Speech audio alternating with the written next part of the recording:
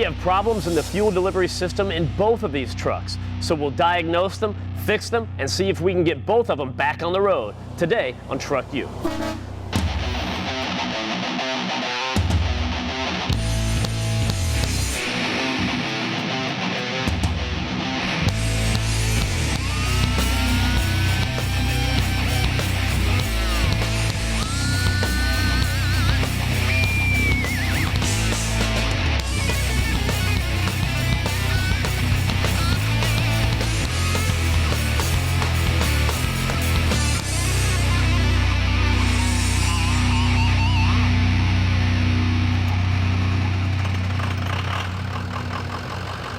All right, Matt, kill that. That's not good. What you think, Doc? Nah, not so good, buddy. You know, today on TruckU, we've got two diesel trucks in the shop. One is a Ford Power Stroke, the other one a GMC Duramax, and both are having a similar problem, which is common with diesel trucks once they get a few years old, and that is they're having a hard time starting and they're having a rough idle when the engine is cold. And the farther north you get, the worse it gets. Now, these trucks are not cheap these days. You know? Not at all. And guys are really relying on these trucks not only for play, but for work as well. So when they're down, and that is not a good scenario. You've got a lot of money invested and you're having issues with the truck running. What it really comes down to is one of two things: oil and fuel. Yeah, the whole concept of the diesel truck is pretty simple. You know what? And we've got diesel experts that are in here with us all the time, and we ask them questions about this, and they're like, look, if the oil's in there and the fuel's clean and it's getting delivered properly, you should not have a problem. What they tell us the biggest problem is dirty fuel in there. And they say, you know, that's an easy thing to fix too, but it's so easy that a lot of guys neglect it. You know, 10 years ago, they didn't have the ultra-low sulfur diesel, and they weren't having a lot of these problems. The ultra-low sulfur diesel, you don't have a lot of the lubrication qualities you did with that older diesel fuel, so you've got problems with contaminating those fuel lines, you get stiction in those injectors, and that can be part of the problem right there. You know, for us, a lot of times we're going down the road, we get a bad tank of diesel fuel, the truck doesn't want to run. It could be something that simple where you're getting bad fuel, you're not getting that proper delivery, you got a lot of water in the diesel. The other thing too is it could be something simple as a fuel filter. We see that as well. You change out a fuel filter, it's a couple $1 part, it runs magically again. Hopefully it'll be something that'll be that easy to change, because when it comes to swapping out injectors, that's a big project and it costs a lot of money. Yeah, that can be prohibitively expensive. So we got a couple other things we want to check out first. We want to get into the guts of this thing, check to see if the fuel is clean, see if it's getting delivered properly, and even if the injector's hung up a little bit, we can still lubricate that and maybe keep this thing running good. So, yeah, that sounds good. All right, why don't you hop out?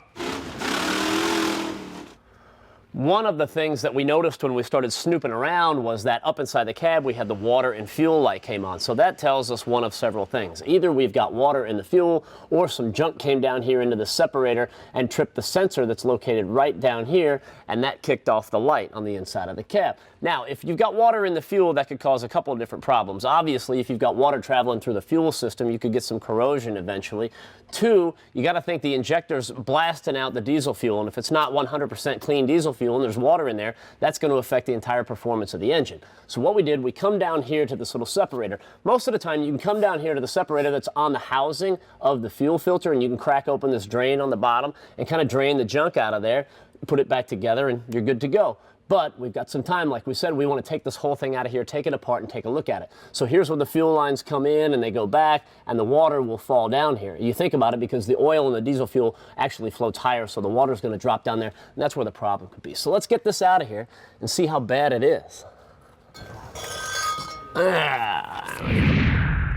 Now it's time to pull the separator off of the fuel filter, and this is where it gets exciting, because one of several things is going to have happened, right? One, it's clean, and that means that our sensor's throwing up a faulty signal. Two, there's water in there, which means the sensor's doing its job. Three, there could be a bunch of goo in there, which means that the whole filtration process is doing its job. So let's take a look. This is cool. I got that oil draining, buddy. What'd you find? Look at that. I found a bunch of goo. Oh, that is nasty. That's nice. That means that all that stuff's been kind of filtered out of the fuel system over time, right? So everything's doing its job, and that's good, but we can still clean that out of there and clean that sensor. That way it's not going to throw up any faulty readings, because look, where it's all caked in, that's not going to let much water build up anyway. So, well, you know, that's the thing with the diesel engine. Like we said, it's simple things. It's fuel delivery, and it couldn't be something this simple causing the problems we're seeing. You know, just last weekend, we're at the races. We've got a big diesel generator. that operates all kinds of stuff. You know, it's got 2 air conditioners running, air compressor, battery chargers, and it's humming along. All of a sudden it dies out for no apparent reason. Well, you go and check the oil level, that's fine, fires back up. 5 minutes later, it's off. What we did is ended up putting a new fuel filter in it, and man, the thing just ran like a dream the rest of the weekend. You figure, how could it be something that simple, a simple fuel filter being clogged and causing that thing to shut down? But it does. You know, it's nice because that filter saved the engine, but the downside is, man, if you get a little bit of contamination in here, that can cause those kinds of problems and actually cut the engine off. So simply changing out the filter can be a big headache relief for you. Hey, the best part of that story is Bruno didn't even wake up when this happened because his wife is a great diesel mechanic, and that's a nice quality that she's got. That's why you marry her, right? You know? Oh yeah, baby. We're gonna make you feel like brand new. Don't you worry.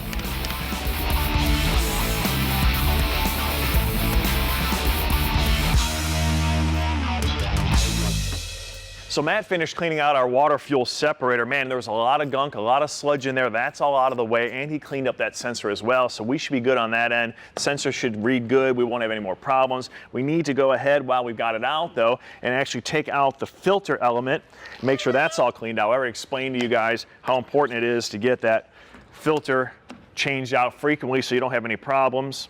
Anxious to see what we've got to work with here, though. It actually doesn't look too bad. But at this point, with all the sludge and all the gunk we saw in that separator, you want to definitely go ahead and replace it. So we got a new parts here. And then we've also got something for you guys we want to show when we come back from break. It's a great little secret on how you can clean out your injectors in place without having to remove them. It can save you a lot of time and a lot of money. It's pretty cool.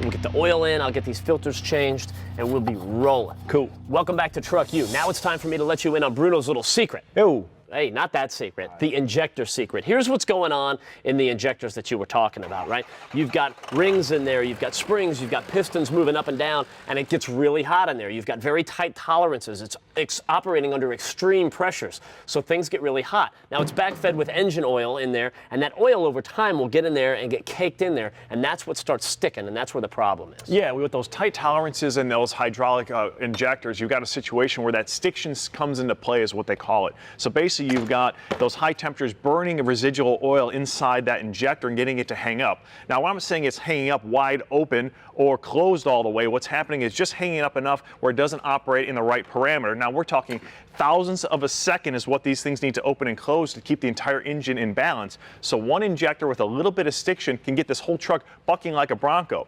So what we'll do is we'll simply pour in the Hot Shot Secret, and that can save us a ton of money. Now you look at the top of the engine here.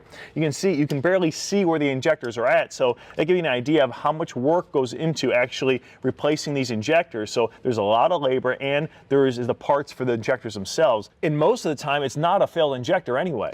Yeah, 9 times out of 10, when it shows that there's an injector failure, it's not because it's something internally has broken. It's simply because of that stiction and things are getting hung up. So this is a nice, easy way to fix that problem, right? Yeah, well, you know, what you want to do is pour in the Hot Shot Secret after you do an oil change and get the vehicle out on the road. Bring it out to the highway, get it up to hot temperatures. You know, if it's 65, 70, 75, run it wide open and let it do its work. You need the heat, you need the pressure to clean out all that stiction and get this thing running like new again.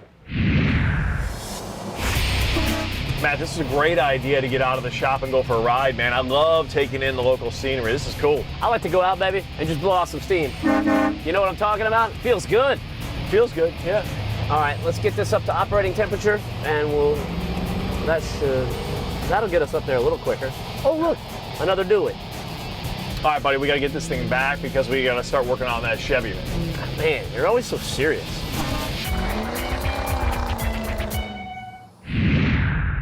We took the Power Stroke back out on the road. Everything is running smooth. One job done and a couple more remain. Now we can come over here and shift our attention to the big GMC. Now, a lot of you guys know when it comes to doing a diesel repair, it can get out of hand quick and get very expensive. Now, what Bruno and I like to do is live up to our reputation and start with the things that are cheap and easy. Now, this GMC has obviously got a fueling issue much more substantial than the Ford did because you crank this thing over, nothing happens. It doesn't want to start. Now, one cool thing you can check is the pressure in in the system. An easy way to do that is on these Chevrolets and GMCs, there's a little primer pump on top of the fuel filter. Now what you'll do essentially is you put new filter in it, you pump it up to pressurize the system so you have fuel flow and the thing will start. Well, when you put your thumb on it, you try and push this thing up, there's really no resistance right now, which means that there's a leak in the system somewhere. It's not maintaining pressure. It's not delivering fuel. It should be really hard to push because this whole thing should be pressurized. So that leads us to believe that he's probably lacked maintenance somewhere and we've got a leak we need to fix. We actually called the guy and asked him just out of curiosity, hey man, when was the last time you swapped out a fuel filter on this? And he thought about it for a little bit and he said, hey, to the best of my recollection, it was probably about 2 years ago. And I'm guessing that was about when he cleaned off the pine needles and leaves there too. So this truck definitely does not suffer from over maintenance, but that's fine. I mean, you know, we see that a lot. Yeah, I mean, it could be something just simple, again, simple and cheap, like a filter or the O-rings that go with it to seal everything off. Now, I did look on the top of this filter element, and you can see that right next to the pump, there is a bleed screw that seems to be leaking. It could be losing pressure from right there, and that could be our problem. So we're going to go ahead, put a new filter on it, we'll prime it all up, we'll check out that bleed screw, and hopefully that'll solve our problem.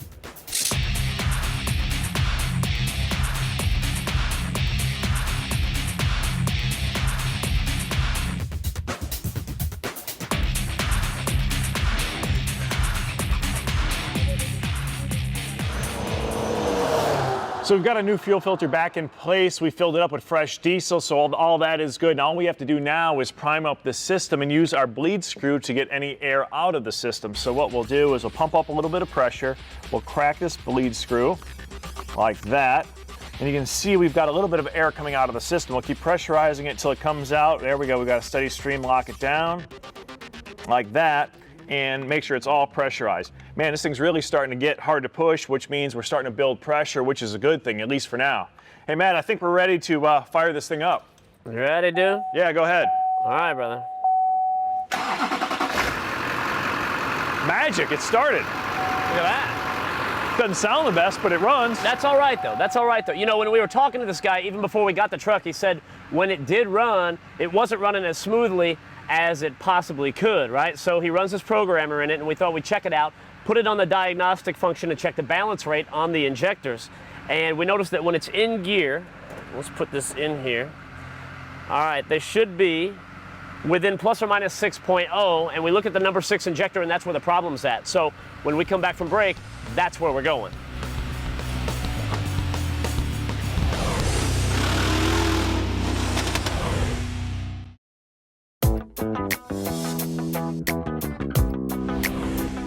Next time you change your headlights, you're going to want to look for corrosion in the connections or on the base of the bulbs. How can you prevent corrosion from forming in the first place? First, install a custom headlight from LMC Truck. The OE light has a die-cast housing with a protective finish, which will keep the housing corrosion-free, unlike traditional glass headlights. It's also important to use dielectric grease on all electrical connections. This non-conductive silicone grease will seal out moisture and thus preventing corrosion from forming in the first place. To maximize light output, upgrade to a heavy-duty headlight harness kit from LMC Truck.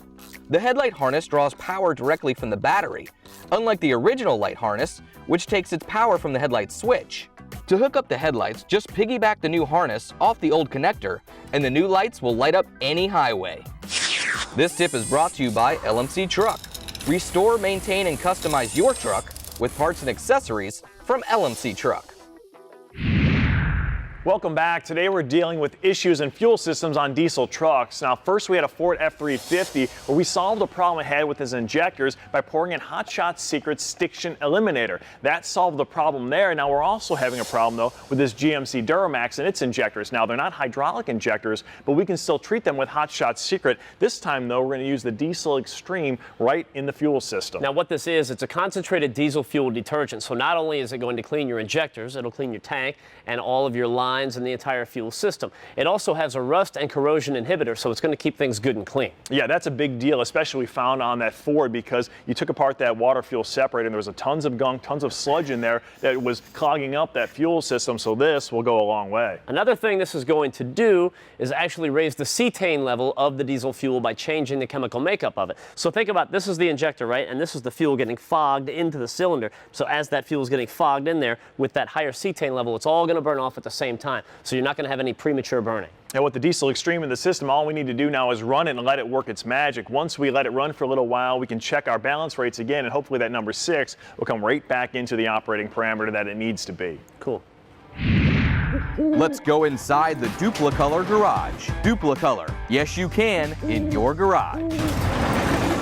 Today we're back out here at the ranch, and I love this place. One of the main reasons is you never know what you're going to find. Let's take wheels, for example. They've got these big wheels all over the place. Now, for what we're doing, the big wagon wheels aren't all that practical, but this is. Only problem is it's not looking all that great. We need to fix this up and breathe some new life into this old wheel, and that's exactly what we're going to do.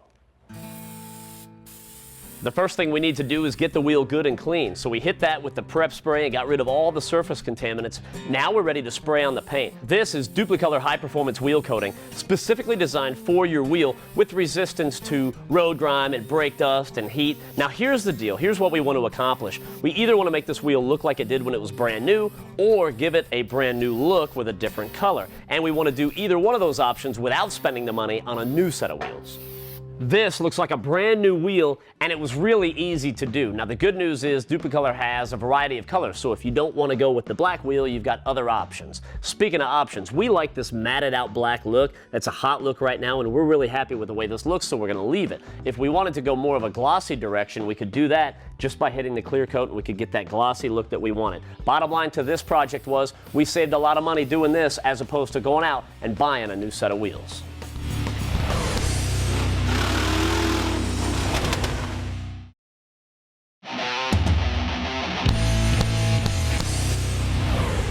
Welcome back to TruckU.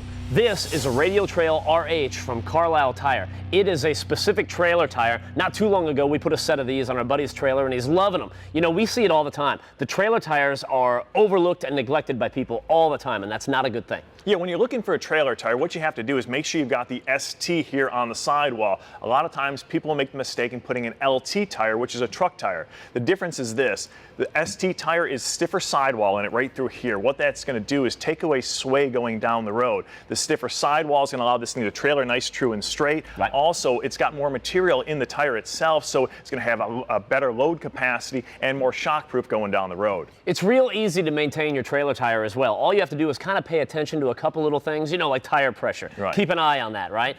Be familiar with the load capacity and don't exceed it, right there. Don't go too fast either. The other thing is carry a spare, because the time you want to get pulled over the side of the road, you have an issue, you want to have a spare so you can get to where you're going and have some fun. So if you're looking for a trailer tire, make sure it's an ST, and the Radial Trail RH from Carlisle is a great option. You know, it never fails. You spend the afternoon washing and waxing your ride. It's looking good, you're feeling good, you take the car out, and man, Mother Nature attacks, and all that hard work is for nothing. That is unfortunate, but that is where this comes in. It's the Armor All Xtreme Shield Wax. It's specifically designed to repel dirt and debris more so than any other wax on the market. So not only do you get your long-lasting, brilliant shine, and your vehicle looks great, but it's also going to protect it with a protective barrier between your vehicle and the elements. Now, those elements could be any number of things. So you've got bugs and dirt and road grime and water spots. Down in Florida, they get the love bugs a couple of times a year. Those are nasty. Or you've always got the neighbor that has the sprinkler pointed out into the road like it's not on his yard, you know, and you have to drive under it twice a day. So that's fantastic. Yeah, a good quality wax is key to keeping your old ride or new ride looking good and maintaining that good look for a long period of time. And this will do it. It's the Xtreme Shield Wax from Armor All. This is the MUS 4.3 from C-Tech. It's an 8-step battery charging system designed to charge, maintain, and maximize the life of your battery, no matter what it is. It's got multiple modes, so it can handle all different types of batteries with just this one charger. So it can handle the small batteries in your ATV, your lawnmower, anything that's small, and it won't overcharge them. Now, if you've got a bigger need with a bigger battery like your car or passenger truck, it's going to handle that as well. It's also got cycles for it. If you scroll right through, you can see the different modes. One for winter charging, which is going to require a little more oomph, as well as those AGM batteries do. And there's a reconditioning system on there as well. So if you've got a severely discharged battery, it will recondition it and bring new life back into it, right? That's the deal to go. It's C-Tech, the smarter charger. if you own a Jeep, you know there are a million different accessories you can put on it to make it look fantastic, right? One of my favorites are doors like this. These are the adventure doors from Warrior Products, and you can get them from Quadratech. Now, everybody loves that open air feel of riding in a Jeep with the top down, doors off, but let's face it, it's probably not the safest option. You put a set of these on, you're going to give yourself a little bit of safety inside. They've got a nice solid steel design. They're black powder coated finish, you got the locking mechanism, and they are a direct replacement for your factory door, so this is a great way to roll. And there are a lot of different accessories to these doors as well. We've got some right here. You got these mesh covers. You can go with the black or the camos looking real good right there. You've got the mirror mounts, the mirrors if you want to go that route. The opportunities are endless right there. It's the adventure doors from Warrior Products, and once again, you can get these and everything else you need at Quadratech. For more information about anything you've seen on today's show, check out speed.com or visit our website at truckutv.com.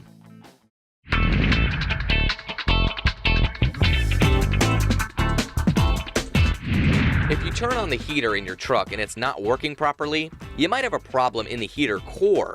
The heater core is located inside the dashboard and circulates antifreeze to the radiator. If the antifreeze begins to leak from the heater core, it will usually leave a sweet smell inside the cab. So if you find that your heater core is leaking and you don't have time or money to put in a new one, try a bottle of Barros Leaks Cooling System Repair. Pour the entire 2-chamber bottle directly into the radiator and let the engine idle. On all radiators, whether plastic, aluminum, or copper, the leak will stop instantly.